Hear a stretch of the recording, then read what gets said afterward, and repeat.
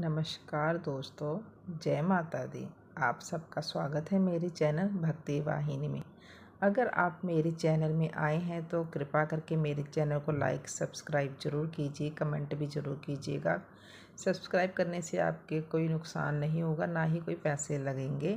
कृपा करके आप सब्सक्राइब कीजिए क्योंकि मुझे आपके सपोर्ट की बहुत ज़रूरत है। चलो आज हम 7वां अध्याय शुरू करते हैं, चंड और मुंड का वध। ऋषि बोले, इसके पश्चात शुंभ की आज्ञा पाकर वे चंड मुंड आदि देते चतुरंगिनी सेना के साथ अस्त्र शस्त्र से लैस हो चल दिए। फिर गिरिराज हिमालय के सुवनमय ऊंचे शिखर पर पहुंचकर उन्होंने सिंह पर विराजमान देवी को देखा। वे मंद मंद मुस्कुरा रही थी। उन्हें देखकर दैत्य लोग तत्परता से पकड़ने का उद्योग करने लगे। किसी ने धनुष ताना, किसी ने तलवार संभाली और कुछ लोग देवी के पास आकर खड़े हो गए। तब अंबिका को उन शत्रुओं पर बड़ा क्रोध हुआ। उस समय क्रोध के कारण उनका मुख काला पड़ गया, ललाट में भौहें वक्र हो गईं। तब वहां से तुरंत विकराल मुखी काली प्रकट हुई, जो तलवार और पाश लिए हुए थी। वह विचित्र खड्गवाग धारण किए और चीते के चमड़े की साड़ी पहने, मुख विशाल था। जीभ लपलपाने के कारण वह और भी डरावनी प्रतीत होती थी। उनकी आंखें भीतर को धंसी हुई थीं और अंगारे के समान लाल थीं। वह अपनी भयंकर गर्जना से संपूर्ण दिशाओं को गुंजा रही थी। बड़े बड़े दैत्यों का वध करती हुई वे कालिका देवी बड़े वेग से दैत्यों की उस सेना पर टूट पड़ी और उनका भक्षण करने लगी। वह पार्श्वरक्षों, अंकुशधारी महावतों और योद्धाओं तथा घंटा सहित कितने ही हाथियों को एक ही हाथ से पकड़कर मुखग्रास बना डालती थी। किसी को बालों से पकड़ लेती, किसी का गला दबोच लेती, किसी को पैरों से कुचल डालती और किसी को छाती के धक्कों से गिराकर मार डालती थी। वे असुरों के फेंके हुए बड़े बड़े अस्त्र शस्त्र मुख से पकड़ लेती और रोष में भरकर उनको दांतों से चकनाचूर कर डालती। काली ने बलवान एवं दुरात्मा दैत्यों की वह सारी सेना खत्म कर डाली, खा डाली और कितनों को मार भगाया। कोई तलवार के घाट उतारे गए, कोई खड्गवाग से पीटे गए और कितने ही असुर दांतों के अग्रभाग से कुचले। देवी ने असुरों की उस समस्त सेना को क्षण भर में धराशायी कर दिया। ये देख चंड उन अत्यंत भयानक काली देवी की ओर दौड़ा तथा महादैत्य मुंड ने भी अत्यंत भयंकर बाणों की बौछार से तथा हजारों बार चलाए हुए चक्रों से उन भयानक नेत्रों वाली देवी को आवृत कर दिया। वे अनेकों चक्र देवी के मुख में समाते हुए ऐसे जान पड़े मानो सूर्य के बहुतेरे मंडल बादलों के उदर में प्रवेश कर रहे हों। तब भयंकर गर्जना करने वाली काली ने अत्यंत रोष में भरकर के विकराल मुख के भीतर कठिनता से देखे जा सकने वाले दांतों की प्रभा से वे अत्यंत उज्जवल दिखाई देती थी। सिंह पर से उठकर चंड पर हमला किया और उसके केश पकड़कर उसी तलवार से उसका मस्तक धड़ से अलग कर दिया। चंड को मारा गया देखकर मुंड भी देवी की ओर दौड़ा। तब देवी ने रोष में भरकर उसे भी तलवार से घायल करके धरती पर सुला दिया। महापराक्रमी चंड और मुंड को मारा गया देख मरने से बची हुई बाकी सेना आतंकित हो चारों ओर भाग गई। तत्पश्चात काली ने चंड और मुंड के मस्तक हाथ में ले चंडिका के पास जाकर प्रचंड अट्टहास करते हुए कहा, देवी, मैं चंड और मुंड नामक इन दो महासुरों को भेंट करने के लिए लाई हूँ। अब युद्ध यज्ञ में तुम शुंभ और निशुंभ का स्वयं ही वध करना। ऋषि बोले, वहां लाए हुए उन चंड मुंड नामक महादैत्यों को देखकर कल्याणमयी चंडी ने काली से मधुर वाणी में कहा, देवी, तुम चंड और मुंड को लेकर मेरे पास आई हो, इसलिए संसार में चामुंडा के नाम से तुम विख्यात होगी। इति। अब हम 8वां अध्याय श्रवण करेंगे। ऋषि बोले, चंड और मुंड नामक दैत्यों के मारे जाने तथा बहुत सी सेना का संहार हो जाने पर दैत्यों के राजा प्रतापी शुंभ के मन में बहुत क्रोध पैदा हुआ और उसने दैत्यों की संपूर्ण सेना को युद्ध के लिए प्रस्थान करने का आदेश दिया।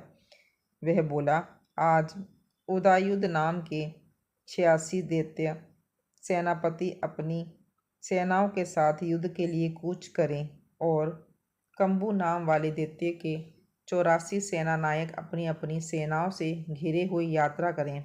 50 कोटि वीर्य कुल के और 100 धर्म कुल के असुर सेनापति मेरी आज्ञा से कालक, दोहद्र, मौर्य और काल के असुर भी लड़ाई के लिए तैयार हो मेरी आज्ञा से तुरंत प्रस्थान करें। भयानक शासन करने वाला असुरराज शुंभ इस प्रकार आज्ञा दे सहस्त्रों बड़ी बड़ी सेनाओं के साथ युद्ध के लिए प्रस्थान हुआ। उसकी अत्यंत भयंकर सेना को आती देख चंडिका ने अपने धनुष की टंकार से पृथ्वी और आकाश के बीच का भाग गुंजा दिया। राजन, तदंतर देवी के सिंह ने बड़े ओर से दहाड़ना आरंभ किया। फिर अंबिका ने घंटे की आवाज़ से उस ध्वनि को और भी अधिक बढ़ा दिया। धनुष की टंकार, सिंह की दहाड़ और घंटे की ध्वनि से संपूर्ण दिशाएं गूंज उठी। उसी भयंकर शब्द से काली ने अपने विकराल मुख को और बढ़ा लिया तथा इस प्रकार वे विजयिनी हुई। उस तुमुल घोष को सुनकर दैत्यों की सेनाओं ने चारों ओर से आकर चंडिका देवी, सिंह तथा काली देवी को क्रोधपूर्वक घेर लिया। राजन, इसी बीच में असुरों के विनाश तथा देवताओं के अभ्युदय के लिए ब्रह्मा, शिव, कार्तिकेय, विष्णु तथा इंद्र आदि देवों की शक्तियां जो अत्यंत पराक्रम और बल से संपन्न थी, उनके शरीर से निकलकर उन्हीं के रूप में चंडिका देवी के पास गई। जिस देवता का जैसा रूप वैसी वेशभूषा और जैसी सवारी है, ठीक वैसे ही साधनों से संपन्न हो उसकी शक्ति असुरों से युद्ध करने के लिए आई। सबसे पहले हंसयुक्त विमान पर बैठी हुई अश्वसूत्र और कमंडलू से शोभायमान ब्रह्मा जी की शक्ति उपस्थित हुई, जिसे ब्रह्मानी कहते हैं। महादेव जी की शक्ति वृषभ पर आरूढ़ हो, हाथों में श्रेष्ठ त्रिशूल धारण किए, महानाग का कंकन पहने, मस्तक में चंद्ररेखा से विभूषित हो वहां पहुंची। कार्तिकेय जी की शक्ति रूपा जगदम्बिका उन्हीं का रूप धारण किए श्रेष्ठ मयूर पर विराजमान हो हाथ में शक्ति लिए दैत्यों से युद्ध करने के लिए आई।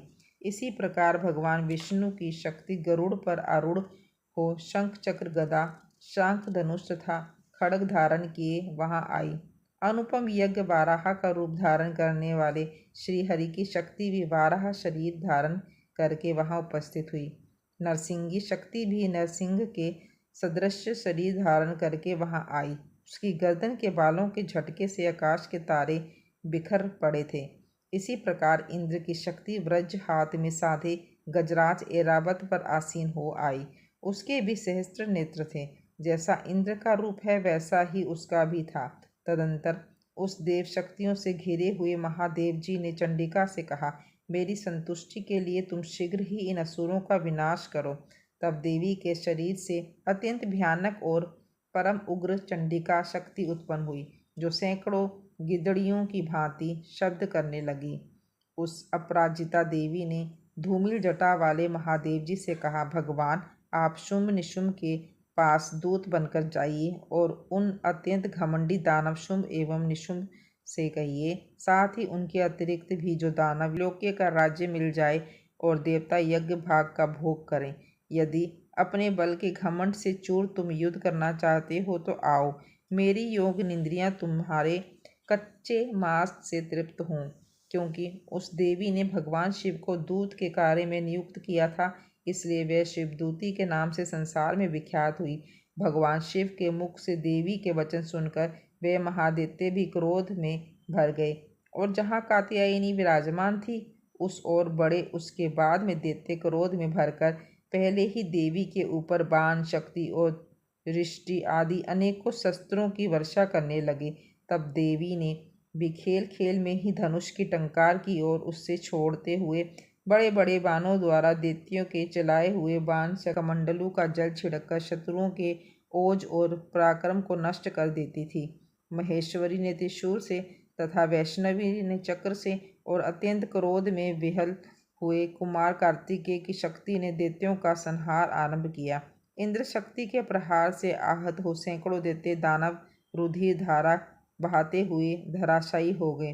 वाराही शक्ति के कितनों को अपनी थूथन की मार से नष्ट किया, दाढ़ों के अग्रिम भाग से कितनों की छाती फाड़ डाली तथा कितने ही दैत्य चक्र की चोट से विदीर्ण हो गए।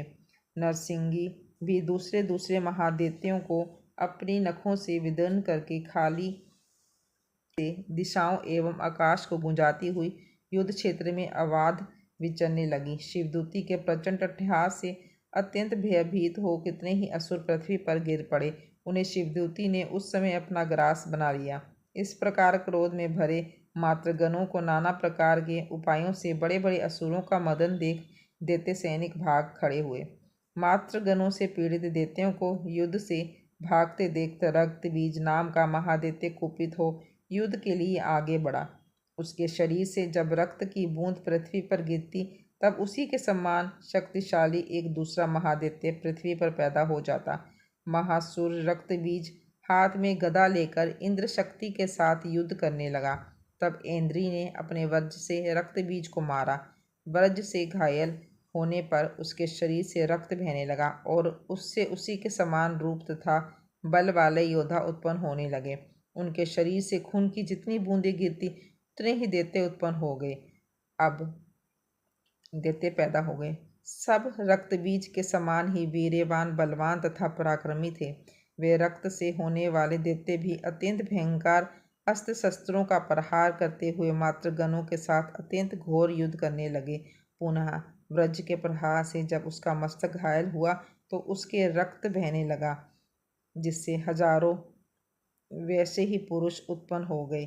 वैष्णवी ने युद्ध में रक्तबीज पर चक्र का प्रहार किया तथा इंद्री ने दैत्य सेनापति को गदा से चोट पहुंचाई।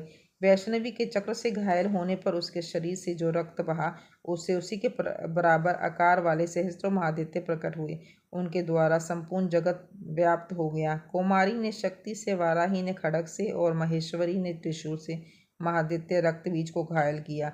उस महादैत्य रक्तबीज ने भी क्रोध में भरकर गदा से सभी मात्र शक्तियों पर पृथक पृथक प्रहार किया। शक्ति और शूल आदि से अनेक बार घायल होने पर जो उसके शरीर से रक्त की धारा पृथ्वी पर गिरती उससे भी सैकड़ों असुर उत्पन्न हुए। इस प्रकार उस महादैत्य के रक्त से प्रकट हुए असुरों द्वारा संपूर्ण जगत व्याप्त हो गया। इससे देवता आतंकित हो उठे। देवताओं को उदास देख चंडिका ने काली से शीघ्रतापूर्वक कहा, चामुंडे, तुम अपने मुख को और भी विस्तृत करो तथा मेरे शस्त्रपात से गिरने वाले रक्त बिंदुओं और उनसे उत्पन्न होने वाले महादैत्यों को तुम अपने इस उतावले मुख से खा जाओ। इस प्रकार रक्त से उत्पन्न होने वाले महादैत्यों का भक्षण करती हुई तुम रण में विचरती रहो। ऐसा करने से उस दैत्य का सारा रक्त खत्म हो जाने पर वह स्वयं ही नष्ट हो जाएगा। उस भयंकर दैत्य को जब तुम खा जाओगी तो दूसरे नए दैत्य उत्पन्न नहीं हो सकेंगे। यो कहकर चंडिका देवी ने शूल से रक्त बीज को मारा और काली ने अपने मुख में उसका रक्त ग्रहण कर लिया। तब उसने चंडिका पर गदा का प्रहार किया, किंतु उस गदापात से देवी को तनिक भी वेदना नहीं हुई। रक्त बीज के घायल शरीर से बहुत सा रक्त गिरा, किंतु ज्यों ही वह गिरा त्यों ही चामुंडा ने उसे अपने मुख में ले लिया। रक्त गिरने से काली के मुख में जो महादैत्य उत्पन्न हुआ उन्हें भी यह चट कर गई और उसने रक्त बीज का रक्त भी पी लिया। तदंतर देवी ने रक्त बीज को, जिसका रक्त चामुंडा ने पी लिया था, वज्र, हाथ, खड्ग तथा रिष्टि आदि से मार डाला। राजन, इस प्रकार शास्त्रों के समुदाय से घायल एवं रक्तहीन हुआ महादैत्य रक्तबीज पृथ्वी पर गिर पड़ा। नरेश्वर, इससे देवताओं को अत्यधिक हर्ष की प्राप्ति हुई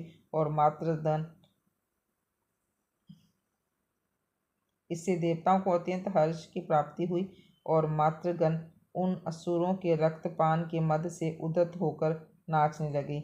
इति रक्तबीज वध नामक 8वां अध्याय समाप्तम। जय माता दी दोस्तों, मेरे चैनल को सब्सक्राइब जरूर कीजिएगा। धन्यवाद।